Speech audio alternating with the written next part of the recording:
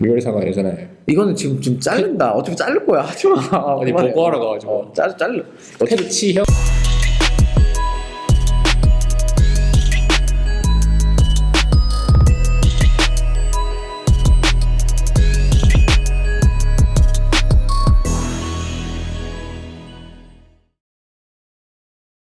네, 안녕하세요. 특허그룹 유재현 변호사입니다. 네, 안녕하세요. 박소연 변호사입니다. 오늘은 지난 시간 연봉에 대한 얘기도 해봤고 또 전공에 대한 얘기도 유 변호사님과 나눠봤는데 그 연장선에서 연봉에 대한 얘기를 조금 최종본이라 해야 될까요? 다른 측면의 이야기죠. 네, 다른 측면의 얘기로 이제 연봉에 대한 저희만의 어떤 결론을 좀 내려드리려고 해요. 네, 그래서 객관적인 자료를 기반으로 얘기를 좀 드려야 될 것 같은데 네. 우선 연봉이라고 하는 그 절대적인 수치에 관심이 많으시니까 의사와 변리사의 어떤 연봉 수치를 좀 객관적으로 비교해보죠. 네.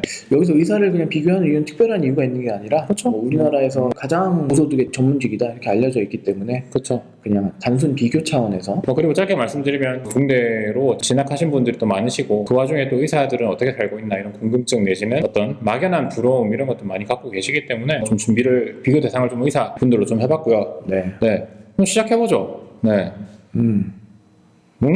시작해보죠. 그래서 자 그러면 일단 그 연봉이라고 하는 게 세후의 월급을 기준으로 지금부터 비교를 해볼 텐데요. 저희가 지금부터 말씀드리는 그 수치에서 총액 기준으로 봤을 때 대략 5% 내외의 오차는 있을 수 있다 라는 점을 좀 감안해 주시고 자 지금부터 그러면 역할극 내지는 비슷하게 시작해 볼게요.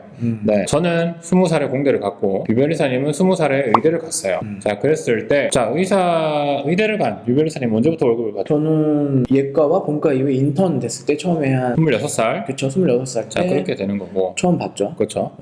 뭐 저 같은 경우에는 이제 군대 갔다 오고 비교적 빠르게 2년 만에 변리사 시험에 합격을 해서 졸업한 다음에 27살 때 첫 월급을 받게 됩니다. 그래서 첫 월급의 평균 수치는 의사의 경우에는 한 250 정도로 보면 될 것 그렇죠. 같아요. 250만 원 정도. 네. 그다음에 물론 편차는 있습니다. 그렇죠. 네. 변리사의 경우에는 360만 원에서 시작을 합니다. 자, 그랬을 때 자, 우리가 나이가 들었어요. 이래저래 살다 보니까 자, 월급쟁이 기준으로 자, 40살인데도 월급쟁이에요, 둘 다. 자, 월급쟁이 기준으로 자, 40살이 됐어요. 자, 월급이 얼마입니까? 너무 잘리는 거 아닌가? 가능하나? 가능하죠. 이거는 그냥 예쁘게 보여주면 됩니다. 그럼 뭐 이렇게 표를 참조하시면 됩니다. 짧게는 설명해봐. 짧게 설명해야 되는 거 아니야? 그럼 제가 짧게 설명드릴게요. 짧게 해봐. 자, 인턴 레지던트 동안은 일단 기본적으로 좀 고정된 연봉을 받습니다. 연차별로 상승된 연봉을 받기는 좀 힘들고요. 근데 어느 정도 올랐다가 다시 눌림목이 찾아와요. 그게 뭐죠? 군대 가야죠. 그렇죠. 네. 군대 가서 공보위 아니면 군의관. 그렇죠. 네. 공보위 군의관 생활을 3년간 하게 됩니다. 근데 이 시간에도 제 연봉은 조금씩 계속 오릅니다. 자 그렇게 됐을 때 자 전문의가 되고 나왔어요. 우리 몇 살 됐습니까 이제? 전문의가 빨리 자꾸 밑에 보지 말고 본인이 지금 빨리 되면 34살. 34살. 튀지 않고 했을 때. 네, 전문의 유재호는 34살이 됐고요. 변리사 박수현은 34살이 또 됐어요. 이랬을 때의 급여는 역전을 당합니다. 최소 34살 때 변리사 몇 년 차? 이것도 계산해봐야 되는데 자 8년 차 나오네요. 8년 차. 네, 이랬을 때 1000대 680 평균입니다. 1000만 원 대 680만 원으로 의사가 한 방에 역전을 하게. 이거는 근데 또 뭐 자꾸 예외적인 얘기하면 길어져요. 그래도 설명은 해야지. 이거는 하세요. 그러니까 의사는 얘기했던 것처럼 네. 환경에 따라서 굉장히 월급 차이가 크죠. 그렇죠. 베리에이션이 있는데 1000만 원에서 네. 2000만 원까지. 그렇죠. 근데 사실 500만 원도 전 들어봤어요. 전문의는 500만 원 안 받지. 이거 파트타임은 아무튼 그렇고 자, 그래서 어쨌든 평균적인 수치다. 자, 그랬을 때 이제 34살부터 1000만 원 정도의 월급을 수령하기 시작한 우리의 유재훈 전문의 어떻게 됐을까요? 40 될 때까지도 1000만 원에서 계속 월급을 받고 계실 거고요. 저는 40살이 됐을 때는 월급이 지금 860만 원으로 되어 있습니다. 근데 이 자료만 보여주면 의사분들이 약간 기분 나쁠 수 있으니까 보통 한 1500. 1500 해도 되죠. 1500으로 해도 되고 1250 해도 되고 그러니까 서울 네. 여기 서울에 좀 이렇게 종합병원이거나 여기 좀 좋은 근무 환경, 좀 경쟁이 있는 네. 환경에서 그렇죠. 1000 정도라는 거지. 전문의 페이닥터의 최소 월급이라고 가정해보고 풀타임 근무 기준으로 했을 때 자 그랬을 때 40살 됐을 때 자 유별리사님하고 저하고 이제 돈을 다 모았어요. 숨만 쉬고 살았다 라고 했을 때 얼마를 모았냐 했을 때 얼마 모으셨어요? 저는 한 11억 3천. 많이 모으셨네. 저는 10억 8천만 원 모았네요. 네, 14년 동안 총 벌어들인 근로소득의 차이가 5천만 원입니다. 최소. 사실 변리사의 급여는 사실 여기에서 큰 변화는 없어요. 근데 전문의의 월급은 과하고 환경에 따라서 크게 나뉘기 때문에 이게 2천만 원까지 오를 수도 있습니다. 그렇죠. 네. 그래서 2천만 원 가까이 오르게 되면은 사실 14년간의 총 근로소득의 차이가 7억, 8억 정도 나게 되겠네요. 근데 2천만 원으로 그런 환경에서 40까지 있게 해서 쉽지 않을 수 있어. 왜냐면 이거는 그냥 수치적인 비교예요. 그치, 자꾸 뭐 이상한 소리 하지 말고. 그러니까 뭐 결혼도 하고 또 여러 네. 가지 사정이 있잖아요. 의사 지금 내가 말했잖아요. 한 푼도 안 쓴 걸 가정했다고. 그러니까 막 2천씩 받으려면 지방 가서 막 해야 되는데 의사분들이 그것도 쉽지 않은. 그리고 결혼할 때 절대적인 근로소득은 누가 많다? 당연히 의사가 의사분이죠. 많습니다. 네. 의사가 많아요. 그런 부분에서 일단 절대적인 수치는 비교를 좀 해드릴 수 있을 것 같고요. 다음으로 이제 뭐 다 어떤 얘기 해볼까요? 이게 진로가 많이 나뉘잖아요. 전문의도 이제 40 되면 이제 개원을 생각하실 수밖에 없어요. 두 번째 파트, 월급쟁이로서의 끝인가? 전문직의 로망은 개업? 개업, 네, 창업, 개업, 네. 그쵸. 내 이름을 건 사업체를 차리는 거죠. 그럼 장사를 시작하는 겁니다. 그랬을 때 개업부터 일단 또 한번 비교를 해볼까요? 개업하려면 투자 비용이 들죠. 투자 비용이 들죠. 네, 그렇죠. 똑같은 말 자꾸 하지 말고. 투자 비용 드는데 유별이사님이 조사한 바에 따르면 병원 기준으로는 산부인과가 제일 많이 드네요. 아유, 진짜 많이 드네요. 그렇죠, 많이 들죠. 그건 근데 뭐 그러니까는 좀 뭐 여러 명이 같이 개원하지 않을까 싶은 생각도 들어. 그래서 공동개원이 요즘에 트렌드긴 하니까. 그리고 또 침상들이 반드시 필요하니까 아마 좀 많이 들지 않을까 그렇죠. 이런 생각이 드는데. 침상, 베드. 베드. 의사들은 베드라고 나가더라고요. 아, 베드라고 하더라고요. 또. 그래서 편차가 크네요. 보니까 가정의학과나 재활의학과는 2억이 채 안 됩니다. 보니까. 좀 장비가 많이 필요한 과는 비용이 많이 들고. 그래서 하여튼 이런 식으로 좀 이렇게 개업 비용이 통계적으로 나와 있어요. 저희는 개업 비용이 거의 이 정도도 안 듭니다. 뭐 정도의 차이는 있습니다만 평균적으로 놓고 봤을 때 통설적으로 저희 개업 비용이 1억에서 2억 사이 정도라고 얘기를 하더라고요. 그리고 사실 변리사들은 단독 개업보다는 공동 개업이 또 되게 활성화돼 있고. 그렇죠. 자, 그러면은 의사들 얘기 또 한번 다시 해보죠. 의사들이 평균 소득이 어떻습니까? 대표 원장이라고 하는 사람의 평균 소득이 2억 3,600만 원입니다. 한의사는 어떻죠? 한의사는 9,600, 이거 1억, 그리고 치과 의사는 1억 8,200인데 네, 뭐 상당하네요. 이 종합소득은 기본적으로 절세가 가만히 되고 뭐 여러 가지 수단이 또 동원이 된 그렇죠. 자료이기 때문에 네. 여기서도 현금 수입 같은 게 막 들어오기 시작하면 여기 안 그렇죠. 잡힙니다. 안 잡히죠. 여기 안 네. 잡히죠. 한의사는 뭐 이렇게 또 한약 지을 때 다 현금으로 안 다 뭐 이거 다 아시잖아요. 자, 그랬을 때 저희는 통계가 없어요. 통계는 나와 있는 거 5억 6천만 원, 5억 8천만 원 그게 통계입니다. 그러니까 그거는 부가세 기준이고 네. 이거는 종합소득 자료이기 때문에 전혀 다른 네, 자료죠. 기준이 달라요. 기준은 다른데 얼마의 평균 소득을 목표로 일하고 계시나요? 유별사님. 그거를 뭐 얘기해도 되나? 해보세요. 아 이거 무슨 저는 이 솔직한 마음으로는 일을 막 엄청나게 나를 이렇게 소모하면서까지 일을 해서 돈을 벌고 싶진 않아요. 인생의 좀 라이프 뭐 워라벨 같은 걸 좀- 인생의 라이프? 아니 그러니까 워라벨 같은 것도 중요하다. 인생의 라이프라고 생각하는 네, 인생의 중원부원. 라이프. 자, 그래서 중원부원 전문가인 유별사님과 함께하고 계신데 그래서 지금 저희는 하여튼 그래요. 사실 속 시원하게 말씀드리고 싶어요. 솔직히 저도 5억 벌면 얼마나 좋겠어요. 5억 10억 벌면 좋겠죠. 근데 거기에 수반되는 노동이 너무 피곤하다. 그래서 저희는 뭔가 좀 더 재밌는 일을 하고자 하는 게 저희 둘 그리고 우리 회사 그 특허그룹 뷰의 목표이기도 하죠. 어쨌든 개업이라고 하는 거는 이렇죠. 결국에는 대표의 마인드가 중요하다. 그러니까 이 얘기를 왜 했냐 우리가. 우리 왜 했어요? 그러니까 연봉에 대한 의미를 한번 좀 살펴보자는 거 아니에요? 그래서 의미를 살펴보세요. 그 연봉은 나의 노동에 대한 대가. 그렇기 때문에 누가 주는 거다? 나를 고용한 사람, 고용주. 고용주가 주는 돈. 그치. 즉, 내 스스로 내 기대 가치, 나의 가치를 평가하는 게 아니라 다른 사람이 나의 가치를 평가해서 산정해서 지급하는 노동의 대가, 그게 연봉이에요. 또 노동의 대가라는 의미는 노동을 엄청나게 이제 많이 이제 제공할수록 해야만 그에 그렇죠. 부합하는 맞아요. 연봉이 지급된다. 네네. 그 의사분이 1,500 받으려면 엄청나게 고생도 하셔야 되고. 그렇죠. 하루에 환자 200명, 150명, 200명 그쵸. 본다고 그래서 하는데 뭐 입에 담내 나면서 그렇죠. 아픈 사람 200명 보면 저는 사실 저도 되게 힘들 것 같아요. 진짜 엄청나게 스트레스 받으셔야 돼요. 진짜 네. 그냥 공짜로 버는 게 아니기 때문에. 물론 우리도 뭐 그렇긴 해요. 그런 비용 받으려면 또 엄청나게 머리 쓰고 스트레스 받고 막 맞습니다. 까면서 받는 거고요. 네네. 근데 생산성은 차이가 엄청 난다. 그냥 200명을 본다 의사가.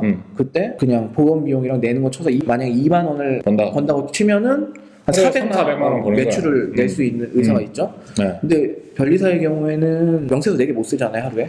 저 명세서를 잘 안 써요. 명세서 말고 더 훨씬 부가가치 높은 일을 할 때. 아니 부가가치 높은 일은 뭐 없을 수도 있는 거니까. 근데 그게 기본 업무를 기준으로 할 때 저는 그렇게 치면은 의사분들은 막 되게 비싼 수술도 할 수 있는데 그럴 수도 있다는 거지. 그렇죠. 그러니까 일단 있다. 기본으로 따지자면. 그렇죠. 기본으로 따지자면. 네, 그래서 만약에 그냥 조금 더 노동의 강도나 이런 것들을 정량적으로 비교만 해보면 제가 봤을 때 남의 떡이 커 보인다가 아니라 사실 의사가 변리사보다는 조금 나은 것 같아요. 그렇죠. 생산성이 높은 네, 생산성이 직업이기 높다. 때문에 연봉이 높은 겁니다. 사실. 맞아요. 네네네. 뭐 돌아가신다면 유별사는 의사 변리사 뭐 할 거예요?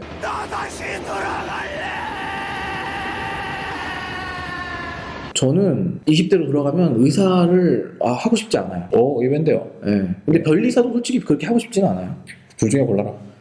그 고민이 돼. 근데 그거는 사실 고민이 되고 제가 확실한 거는 내가 뭘 안 해야 될지는 명확하다는 거죠. 그게 뭐죠? 저는 그냥 월급쟁이 생활, 예를 들어 뭐 공무원을 한다거나 진짜 대기업에 취직해서 정년까지 있는다거나 이런 것만 안 할 거고, 저는 뭐 진짜 창업을 한다거나 별이사를 하더라도 나중에 개업을 꿈꾸면서 살 거고, 다 어쨌든 미래를 보면서 살 것 같아요. 그래서 그 월급쟁이 생활이라고 하는 게, 방금 유배쌤 좋은 말씀 해주셨는데, 월급쟁이 생활이라고 하는 게 사실 되게 중요한 것 같아요. 그 기간에 동료들이랑 같은 돈을 받잖아요, 보통. 그랬을 때 그 기간을 어떻게 보내느냐에 따라서 내가 밖으로 나가서 창업을 하거나 아니면 내 일을 할 준비가 되는지가 결정이 되는 것 같거든요. 그래서 그 월급쟁이 생활이라는 게 불필요하다는 뜻이 아니에요, 유배사님 말은. 그렇죠? 그렇죠. 거기에 내 인생을 걸지 않겠다는 거지. 그렇죠. 내 인생을 거기다가 올인하지 말고 여기에서 내가 최대한 배울 수 있는 것들, 사회생활의 쓴맛, 단맛 이런 것들 다 느껴보라는. 그랬을 때 나와가지고 뭔가 자기만의 철학을 펼칠 수 있는, 내 철학이 어느 정도 80% 90% 이상 완성됐을 때 나와서 뭔가 해볼 수 있는 힘을 가질 수 있지 않나라는 생각이 들고. 그것도 있고 전 20대부터 창업을 고민하는 것도 좋다고 생각해요. 맞아요. 네, 저도 얼마 전에 좀 괜찮으신 그 20대 기업가분을 뵌 적이 있는데 상당히 존경할 만하더라고요. 저보다도 6살이 어린 분이었는데도 굉장히 저는 많이 배우고 느낀 바가 컸습니다. 네, 누구보다 치열하게 고민하고 자기만의 어떤 철학과 비전을 완성해 나가고 계시더라고요. 네, 그래서 하여튼 뭐 월급쟁이라고 하는 게 결국 연봉이 월급쟁이잖아요. 월급쟁이 얘기인데 연봉이 너무 기속되지 마시고. 그렇죠. 네, 중요한 게 뭐다? 확고한 신념이 필요하다. 20살 때부터 돈을 추구하려면 돈에 대한 확고한 신념이 필요하고, 뭐 제가 다른 어떤 가치에 대한 게 있으면 거기에 대한 신념이 확고할 필요가 있다라는 생각이 들어요. 연봉으로 10억 모으는 거, 그 다음에 다른 어떤 방식을 통해 사업을 하시던가 투자를 하시던가 해갖고 10억을 모으는 거, 결국 도달하는 지점은 똑같다면 제가 봤을 때는 크게 연봉이라는 거에만 집착할 필요는 없다. 그렇죠. 네, 라는 생각이 듭니다. 네, 뭐 정리를 해보죠. 어수선하고 좀 산만할 수 있는데 정리를 하면 연봉을 쫓는 것은 좋다 나쁘다? 안 좋죠. 안 좋다? 안 좋다? 이상한데? 연봉을 쫓아도 된다. 쫓을 수 있다. 그러나 연봉보다 더 중요한 것은 내 스스로의 가치와 신념을 좀 더 확고하게 하는 거. 20대부터 시작하더라도 충분히 해볼 만한 고민이라는 거. 또 부자가 되고 싶으면 연봉을 쫓으면 안 돼요. 맞아요. 전 동의. 자, 우리가 연봉 1억을 한다 해도 20년 동안 쎄 빠지게 모아도 강남에 집 한 채를 못 사는 세상이 됐습니다. 그리고 나한테 1억을 준 사람은 훨씬 많은 돈을 버는 거예요. 그렇지. 공짜는 없다. 그렇죠. 우리 항상 얘기하는 거예요. 공짜는 없다. 그보다 훨씬 많은 무언가를 뽑아냈기 때문에 1억을 주는 거니까 그런 생각을 해봐야죠. 그럼 정리를 하면 정리. 이런 컨텐츠를 기획한 계기가 있죠. 있죠. 뭐예요, 이거에서? 계기가 뭘까? 이거는 어릴 때 제가 굉장히 고민을 했죠. 많이 어릴 때. 고민을 되게 이렇게 체계적으로 하셨어요. 아니, 그러니까 고민한 게 어릴 때는 너무 몰랐다는 거지. 연봉의 개념에 대해서 솔직히 잘 모르고 뭐가 연봉이 높다던데 이런 생각밖에, 단편적인 생각밖에 못했는데, 그게 그러니까 좀 우리나라 교육에 그런 뭐 문제도 있고, 줄 세우기 교육. 줄 세우기. 줄은 서야 되잖아요. 근데. 이게 왜 줄 서야 되는가를 생각해봐야죠. 제일 앞단에 집어넣어서 돈을 많이 벌겠다는 의도로 다 같이 이제 거기로 달려가는데, 사실 거기 앞에 쓴다고 해도 부자가 되는 건 아니라는 거예요. 맞아요. 네. 그래서 조금 저는 뭐 경제관념에 대한 교육이 좀 많이 부족하기 때문에 사람들이 계속 연봉 하는 게 아닌가라는 생각을 많이 해요. 이따금씩. 근로소득이 다가 아니거든요. 자본시장의 큰 그것까지 얘기하면 너무 길어질 것 같아서 그만하죠. 네. 연봉이라고 하는 거는 정말 10년이 지나도 얘기가 나올 것 같아요. 그렇죠? 지금까지도 계속 얘기가 나오고 있고, 어떤 직업이 연봉이 얼마나더라라는 기사로 굉장히 이슈가 되고 주목을 많이 받습니다. 그런데 연봉은 결국 참고 사항에 불과하고 결국 내 인생 내가 결정하는 거다라는 마인드를 조금 많이들 가지셨으면 좋겠어요. 네. 그리고 변리사들의 연봉에 대해서 저희가 속 시원하게 제가 연봉을 몇 년 차 때 얼마 받았어요 라고 얘기를 해드리고 싶은데, 그러면은 개인적으로 메일을 주세요. 왜 그러냐면 이거 여기다가 저희가 얘기하면요, 업계 질서가 흐려집니다. 그쵸. 네, 다 다르거든요. 지난번에 지난번에 저희가 제작했던 영상에서는 그냥 어느 정도 참고, 조금 더 구체적인 참고가 되시게끔 해서 만든 거지, 저희가 얼마를 받았는데요, 그래서 어떻게 하고, 그거는 사실 저희 사생활의 영역이기도 하고, 그러니까 어느 정도는 조금 나중에 그러니까 사회생활 해보면 알겠지만, 그렇죠. 내 연봉 얼마요라고 누구한테 얘기 안 하죠. 잘. 그렇죠. 그 나 얘기했다가 얼마 받아 이런 얘기 잘 안 하잖아요. 그렇죠. 근데 여기서 공개적으로 우리가 얼마 받는다 이 얘기하면 사실 할 필요가 없는 거예요. 네. 그 부분에 대해서는 양해해 주시고, 우리보다 더 또는 우리랑 같이 생각할 수 있는 사람들이 또 저희의 영상을 보고 즐겨줬으면 좋겠습니다.